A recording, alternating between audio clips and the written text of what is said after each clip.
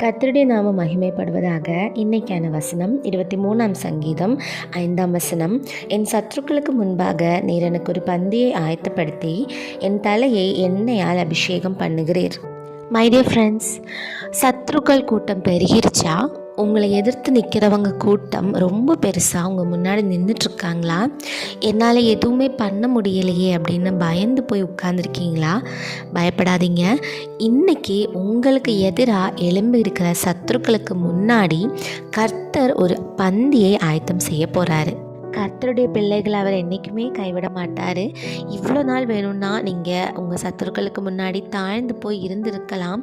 ஆனால் இன்றைக்கி இந்த நிமிஷமே சத்துருக்களுக்கு முன்பாக உங்களுக்காக அவர் ஒரு பந்தியை ஆயத்தப்படுத்த போகிறாருங்க. தைரியமாக இருங்க. ப்ரே பண்ணுறப்போ என் சத்துருக்களுக்கு முன்பாக எனக்கு ஒரு பந்தியை ஆயத்தம் செய்யுங்கப்பான்னு ப்ரே பண்ணுங்கள். ப்ரைஸ் தி லார்ட். ஆமென்.